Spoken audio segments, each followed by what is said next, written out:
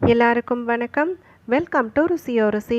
இன்றைக்கி நம்ம ருசியோ ருசி சேனலில் பார்க்க போகிறது தை அமாவாசையினுடைய சிறப்புகள் என்ன, இந்த வருடம் நமக்கு வரக்கூடிய தை அமாவாசை நாள் கிழமை என்ன, அது மட்டும் இல்லாமல் இந்த குறித்த நாளன்னைக்கு முன்னோர்களுக்கு எதுக்காக நம்ம தர்ப்பணம் கொடுக்கணும், நமக்கு கிடைக்கக்கூடிய மகத்தான பலன்கள் என்ன அப்படிங்கிறதுக்கு தேவைப்படக்கூடிய எல்லா விதமான தகவல்களையும் தான் நம்ம இன்றைக்கி இந்த பதிவின் மூலிமா தெரிஞ்சுக்க போகிறோம்.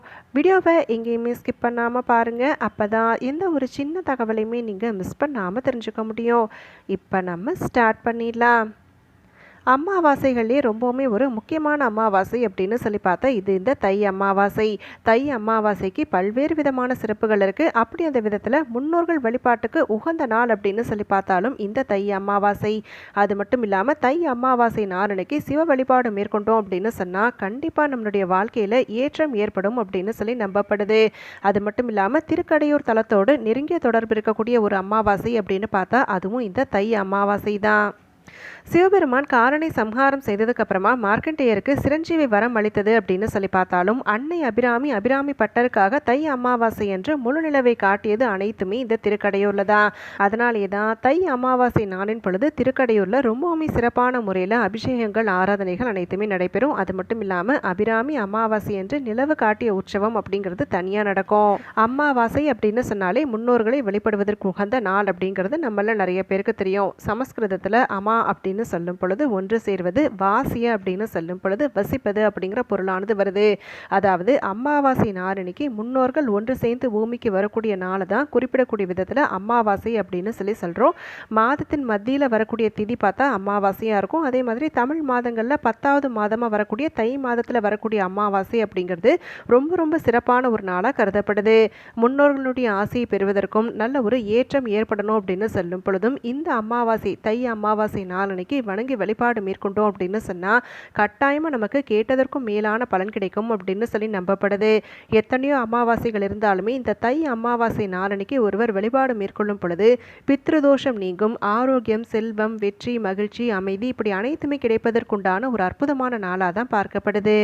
மாதம் நமக்கு எந்த அமாவாசை திதி வந்தாலுமே தை, ஆடி மற்றும் புரட்டாசி அமாவாசை அப்படிங்கிற இந்த 3 அமாவாசைகள் ரொம்பவுமே ஒரு முக்கியமானதாக கருதப்படுது.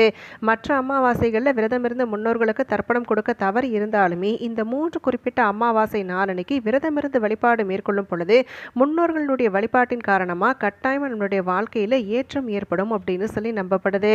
அதுலேயும் இந்த தை அமாவாசை அப்படின்னு சொல்லும் பொழுது தை மாதம் துவங்கி ஆணி மாதம் வரையும் இருக்கக்கூடிய இந்த உத்தராயண காலத்தில் வரக்கூடிய முதல் அமாவாசை அப்படிங்கிறதால கண்டிப்பாக இந்த நாளன்னைக்கு வழிபாடு மேற்கொள்ளக்கூடிய பட்சத்தில் பித்ரு தோஷம், பித்ரு சாபம் இந்த அனைத்திலிருந்தும் நிடுபட முடியும் அப்படின்னு சொல்லி நம்பப்படுது. அதனால் பித்ரு சாபம் இருக்குது, பித்ரு தோஷம் நீங்கணும் அப்படின்னு சொல்லக்கூடியவங்க கண்டிப்பாக இந்த தை அமாவாசையினால் தவறவிட வேண்டாம். சரி, முன்னோர்களுக்கு தர்ப்பணம் கொடுக்குறோம், ஆனால் நிறைய பேருக்கு காரணம் தெரியாமல் இருக்கும். காரணம் தெரியாதவங்க கண்டிப்பாக இதை கேளுங்க, கட்டாயம் இதனுடைய முக்கியத்துவம் என்னங்கிறது புரியும். இப்போ ஒருத்தவங்க இறந்து போயிட்டாங்க அப்படின்னு சொல்லும் பொழுது அவரது ஆன்மா பார்த்தீங்கன்னா உடல்லேருந்து பிரிந்து பரலோக பயணத்தை துவங்குது. அப்படி செல்லக்கூடிய ஆன்மா முதல்ல முன்னோர்களின் உலகமான பித்ருலோகத்தை சென்றடையும். அப்படி அவர்களுடைய கர்மாவிற்கு ஏற்ப அடுத்த பிறவியை எடுக்கும். அது வரைக்கும் பித்ருலோகத்திலே தங்கி இருக்கும் அப்படின்னு சொல்லி நம்பப்படுது. இதற்கிடையில் பித்ருலோகத்தில் இருக்கக்கூடிய ஆன்மாக்கள் பசி, தாகம் இப்படி அனைத்துமே ஏற்படும் இல்லைங்களா? அதனால உடல் இல்லாத நிலையில் இருப்பதால் அவர்களால் எதையுமே சாப்பிட முடியாது.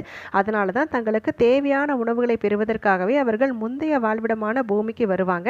அப்படி அவங்க வரும் பொழுது தன்னுடைய சந்ததிகள் முறையாக மந்திரங்கள் உச்சரித்து சடங்குகளை செய்தாங்க அப்படின்னு சொன்னால், அதாவது எள்ளும் தண்ணீரும் இறைத்து முன்னோர்களுக்கு தேவையான உணவும் தண்ணீரும் கிடைக்க அவர்களுடைய பசி நீங்குவதற்காக திருப்தி அடையணும் அப்படின்னு சொல்லி செய்யக்கூடிய சடங்கால மனமகிழ்றாங்க. அப்படிங்கிற காரணத்தால் தான் தங்களுடைய அந்த சந்ததிகளுக்காக ஆத்மாக்கள் வாழ்த்தி செல்வதாக சொல்லப்படுது. இதை தவறக்கூடிய பட்சத்தில் தான் நமக்கு பித்ரு சாபம், தோஷம் இது அனைத்துமே ஏற்படுவதாக சொல்லப்படுது.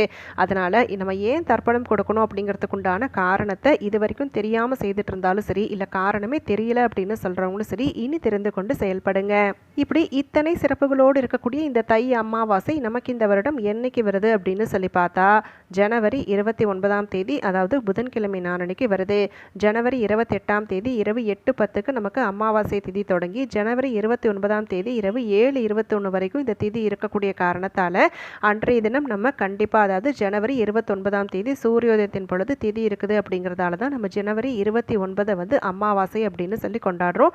அது மட்டும் மட்டும் இல்லாமல் இந்த குறித்த நாள் பார்த்தீங்க அப்படின்னு சொன்னால் திருவோண நட்சத்திரமும் சேர்ந்து வருது. பெருமாளுக்கு உகந்த புதன்கிழமை நாளன்னைக்கு திருவோணமும் இணைது அப்படிங்கிறதே சிறப்பு. அதுலேயும் நமக்கு அமாவாசையும் சேர்ந்து இருக்கக்கூடிய காரணத்தால் கட்டாயம் இந்த நாளன்னைக்கு தங்கம் சேர்ந்த தடைகள் அனைத்துமே விலகணும் அப்படின்னு சொன்னாலும், கடன் பிரச்சனை தீரணும் அப்படின்னு சொன்னாலும் கட்டாயம் வழிபாடு மேற்கொள்ளக்கூடிய பட்சத்தில் நிச்சயமான பலன்கள் கிடைப்பதா சொல்லப்படுது. இந்த தை அமாவாசை அப்படின்னு சொல்லும் பொழுதே மகாலய அமாவாசை, அதாவது புரட்டாசி அமாவாசை நாளன்னைக்கு நமக்கு ஆசி வழங்கணும் அப்படிங்கிறதுக்காகவே பித்ருலோகத்திலிருந்து பூமிக்கு வரக்கூடிய நம்மளுடைய முன்னோர்கள் இந்த தை அமாவாசை நாளன்னைக்கு மறுபடியும் பித்ருலோகத்திற்கு செல்வதா சொல்லப்படுது.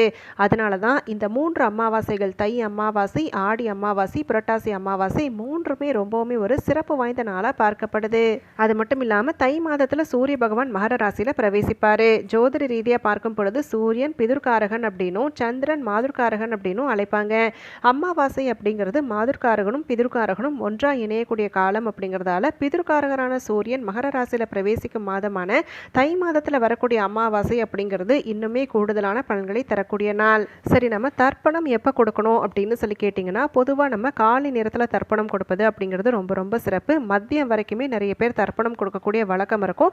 அதனால் குறிப்பிட்டு எந்த நேரத்தில் தரலாம், எந்த நேரத்தை தவிர்த்து கொள்ளலாம் அப்படின்னு பார்த்தீங்கன்னா, புதன்கிழமை நாளன்னைக்கு காலையில் 7:30லேருந்து 9 மணி வரைக்கும் இருக்கக்கூடிய நேரம் பார்த்தீங்கன்னா யமகண்ட நேரம். அது மட்டும் இல்லாமல் 12லேருந்து பகல் 12 மணிலேருந்து 1:30 மணி வரைக்குமே ராகு கால நேரம் இருக்குது. அதனால் இந்த நேரங்களை நம்ம தவிர்த்து கொள்ளணும். இதை தவிர்த்து நம்ம பிற நேரங்களில் நம்ம முன்னோர்களுக்கு தர்ப்பணம் கொடுப்பது அப்படிங்கிறது ரொம்ப ரொம்ப சிறப்பு. பொதுவாக நம்ம தர்ப்பணம் கொடுக்கும் பொழுது உச்சி காலத்துக்கு முன்பாகவே தர்ப்பணம் கொடுக்கணும் அப்படிங்கிறது தான் நியதி. அதனால் அதுக்கு ஏற்றாற் போல செயல்படுங்க. நம்ம மாதம் இந்த தர்ப்பணம் கொடுக்கக்கூடிய செயலை செய்தாலுமே செய்யவே இல்லை அப்படின்னு சொன்னாலும் இந்த தை அமாவாசை நாளன்னைக்கு நான் சொல்லக்கூடிய விதத்தில் நீங்கள் தர்ப்பணம் கொடுப்பது அப்படிங்கிறது கட்டாயம் நமக்கு சிறப்பான பலன்களை பெற்றுத்தரும். தை அமாவாசையில் மொத்தம் பார்த்தீங்கன்னா 3 விதங்களில் முன்னோர் வழிபாடு மேற்கொள்வது அப்படிங்கிறத செய்வாங்க. அதாவது தர்ப்பணம், திலாஹோமம், பிண்ட தர்ப்பணம் அப்படின்னு சொல்லி செய்வாங்க. நீர்நிலைக்கு அருகாமையில் போயிட்டோ இல்லை புனித தலங்களில் இருந்து நம்ம தர்ப்பணம் கொடுப்பது அப்படிங்கிறது ரொம்ப ரொம்ப விசேஷமானது. காசி, ராமேஸ்வரம், ஹரித்வார், திரிவேணி சங்கமம், கூடுதல்களுக்கு சென்று தர்ப்பணம் கொடுப்பது அப்படிங்கிறது ரொம்ப ரொம்ப விசேஷமானது. அன்றைய தினம் முன்னோர்களுடைய பெயரால் தானம் அளிப்பது அப்படிங்கிறது முன்னோர்களுடைய ஆத்மாவை மனமகிழ்ச்சி செய்வதற்குண்டான ஒரு அற்புதமான வாய்ப்பாகவும் சொல்லப்படுது. அதனால் தர்ப்பணம் கொடுப்பது அப்படிங்கிற செயலில் ஈடுபடும் பொழுது கட்டாயம் தானங்களிலே சிறந்ததாக சொல்லப்படக்கூடிய அன்னதானத்தை முன்னோர்களுடைய பெயரால் வழங்குவது அப்படிங்கிறத செய்துக்கோங்க. இப்போ நம்ம ஓரளவுக்கு தை அமாவாசையினுடைய சிறப்பு என்ன, இந்த தை அமாவாசை நமக்கு இந்த வருடம் என்னைக்கு வருது, எந்த சேர்க்கையோடு வருது அப்படிங்கிறதுக்குண்டான தகவல்கள் எல்லாமே தெரிஞ்சுக்கிட்டோம். அது மட்டும் இல்லாமல் தர்ப்பணம் கொடுப்பதற்குண்டான காரணம் என்ன, தர்ப்பணம் கொடுக்கும் பொழுது நம்ம மேற்கொள்ள வேண்டிய இன்னொரு முக்கியமான தானம் என்ன அப்படிங்கிறதுக்குண்டான தகவல்கள் அனைத்துமே உங்களுக்கு பயனுள்ளதாக அமைந்திருக்கும்னு சொல்லி நினைக்கிறேன். அப்படி பயனுள்ளதாக இருக்கக்கூடிய பட்சத்தில் உங்களுடைய ஃப்ரெண்ட்ஸ் அண்ட் ஃபேமிலிக்கும் தவறாமல் ஷேர் பண்ணுங்கள். அவங்களும் இந்த தகவல்கள் அனைத்தையுமே பார்த்து பயன்பெறட்டும். நாளைக்கு மறுபடியும் ஒரு அட்டகாசமான பதிவோடு உங்களை நான் சந்திக்கிறேன். அது வரைக்கும் நன்றி, வணக்கம்.